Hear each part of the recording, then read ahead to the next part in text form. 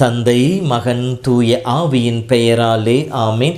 மூவொரு கடவுளுடைய அருளும் ஆசீரும் பாதுகாப்பும் வழி நடத்துதலும் உங்களோடு இருப்பதாக. ஜூலை மாதம் 6ஆம் தேதி தாய் திருச்சபையானது புனித மரிய கொரட்டியின் விழாவை சிறப்பித்துக் கொண்டிருக்கின்றது. புனிதையுடைய பெயரை தாங்கி திருநாம விழாவை கொண்டாடி கொண்டிருக்கின்ற ஒவ்வொருவருக்கும் இனிய திருநாள் நல் வாழ்த்துக்களை பெருமகிழ்ச்சியோடு தெரிவித்துக் கொள்ளுவோம். அன்பு சகோதரமே, எபேசியர் 1:4 நாம் தூயராகவும் மாசற்றோராகவும் வாழ்வதற்கு உலகம் தோன்றுவதற்கு முன்னாலேயே கடவுள் கிறிஸ்து வழியாக நாம் ஒவ்வொருவரையும் முன்குறித்து வைத்தார் என்று சொல்லப்பட்டு இருக்கின்றது. ஆம், இதோ இன்று நாம் விழா கொண்டாடுகின்ற புனிதையும் தன் உடலாலும் உள்ளத்தாலும் தூய்மையை மட்டுமே அனுபவித்து அந்த தூய்மைக்காக தன் உயிரையும் தியாகம் செய்து ஆண்டவரை அன்பு செய்து ஆண்டவரை தன் இதயத்தின் தலைவராக ஏற்று வாழ்ந்து நம் ஒவ்வொருவருக்கும் மாதிரியை காட்டியவர்தான் இவர். இன்றைய சூழ்நிலையிலே துறவற வாழ்வில் இருக்க வேண்டிய 3 புண்ணியங்களை பற்றி நாம் அறிவோம். கற்பு, ஏழ்மை, கீழ்ப்படிதல். எதற்காக இவை? தன்னை முழுவதுமாக இழந்து ஆண்டவரை ஏற்றுக்கொண்டு அவருக்கு அர்ப்பணித்து அவராக வாழ வேண்டும் என்பதற்காகவே இந்த 3 புண்ணியங்களை தாய் திருச்சபையானது அழைக்கப்பட்ட மனிதர்களுக்கு முன்னால் வைத்திருக்கின்றது.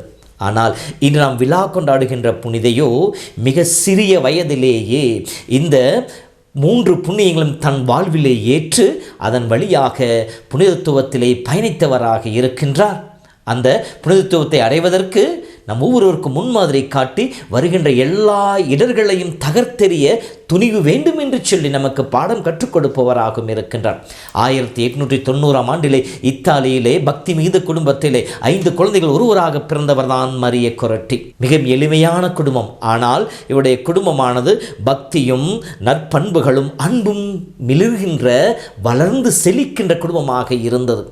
இறை அருளும் இறை ஆசீரும் இருந்தாலும் கூட இந்த குடும்பம் மிகவும் ஏழ்மையிலே தவித்துக் கொண்டிருந்தது. எனவே இத்தாலியிலிருந்து ரோமைக்கு செல்லுகின்றார்கள். அங்கே ஒரு தோட்ட தொழிலாளியாக அவருடைய தந்தை பணியாற்றி கொண்டிருக்கின்றார். படிக்க வசதி இல்லாத காரணத்தால் தன் தாய் தந்தைக்கு உதவி செய்வதற்காகவும் அவருடைய நிலையை புரிந்து கொண்டு அவர்கள் கீழ்ப்பணிந்து பணிந்து நடப்பவளாகவும் இருக்கின்றாள் மரிய கொரட்டி.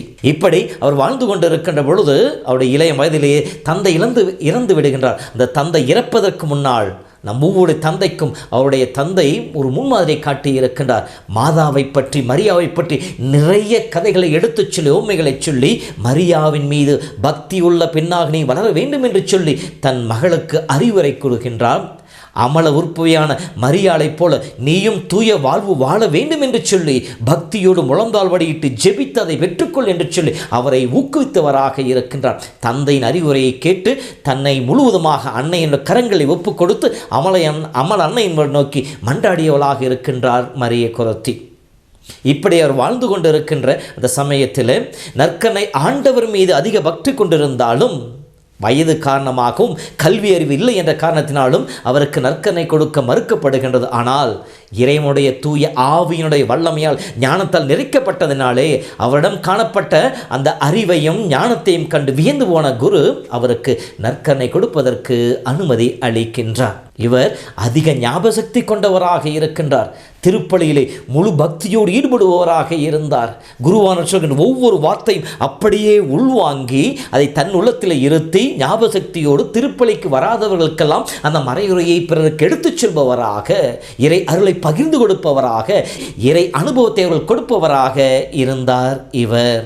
அடுத்ததாக இவர் தவறு செய்பவர்களை எச்சரிப்பவராக இருக்கிறார்.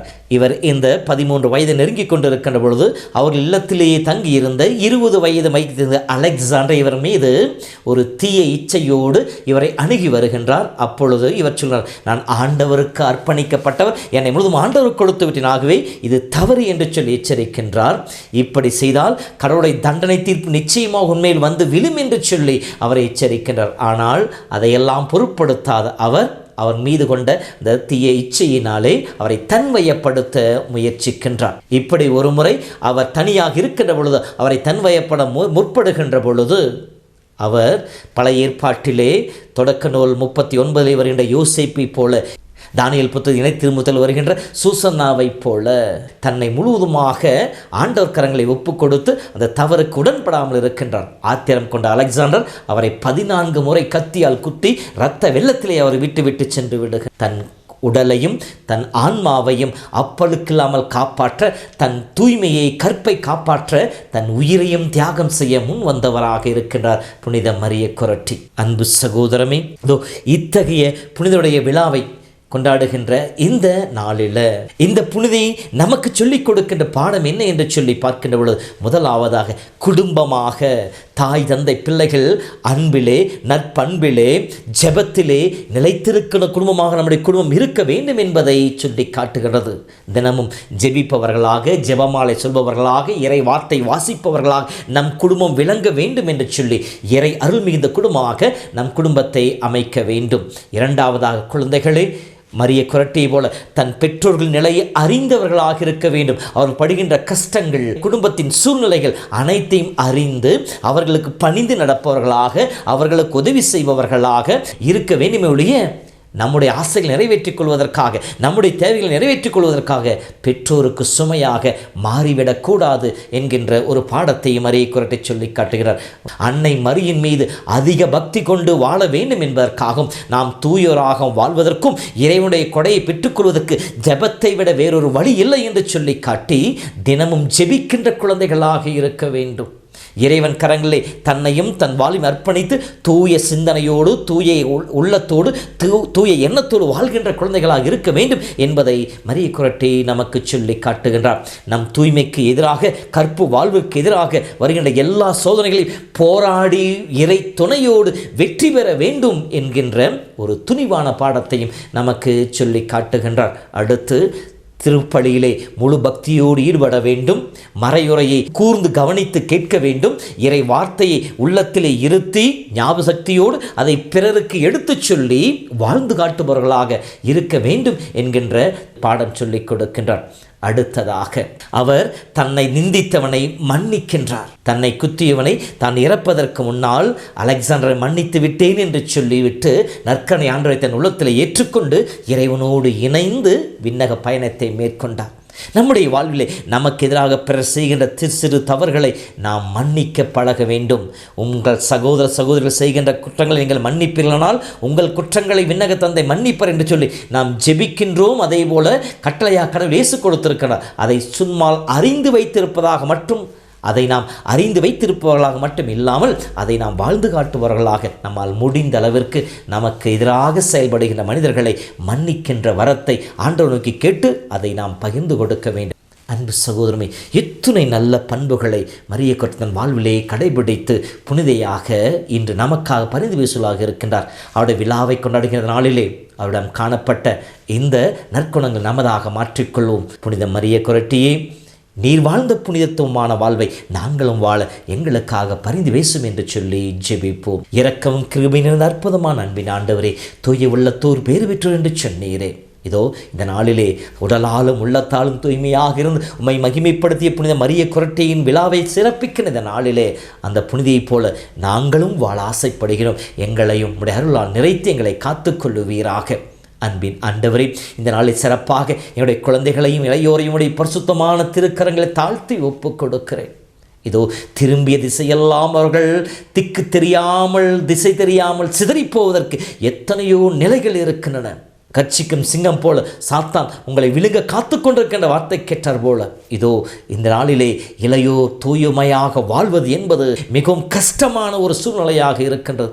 தகப்பனே, இந்த நாளிலே எல்லா குழந்தைகள் இளையோரையும் அவர்கள் சோதனைகளையும் அவர்களுக்கு எதிராக சோதிக்கின்ற சூழ்நிலைகளையும் கரங்களை ஒப்புக் கொடுக்கின்றேன். தகப்பனே, இந்த சோதனைகளை அறிந்து கொள்ளவும், அதை எதிர்த்து நிற்கவும், எதிர்த்து போராடி வெற்றி பெறவும் எம் குழந்தைகளுக்கு உம்முடைய அருளையும் பலத்தையும் கொடுத்திடுவீராக. புனித மரியை கொரட்டை ஆசீர்வதி அதே தூய ஆவியின் வல்லமையால் எங்கள் குழந்தைகளையும் ஆசீர்வதியும், எங்கள் குழந்தைகளும் தூய்மையில் நிலைத்திருந்து உம்முடைய பிள்ளைகளாய் என்றும் வாழ்வார்களாக. புனித மரியை கொரட்டியே, எங்களுக்காகவும் எங்கள் குழந்தைகளுக்காகவும் பரிந்து பேசி இறையருளை பெற்று தருவீராக. ஆமேன். ஆண்டவர் உங்களோடு இருப்பாராக. எல்லாம் வல்ல இறைவன் தந்தை, மகன், தூய ஆவியின் பெயராலே. ஆமேன்.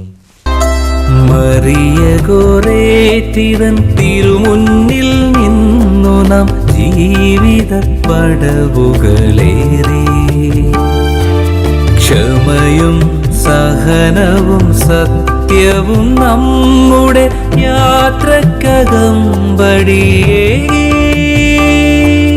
ലില്ലിതൻ പൂക്കളിൽ വിഷമഘട്ടങ്ങളിൽ സ്മരണയായ അനുഗ്രഹമേകി സ്മരണയായ അനുഗ്രഹമേകി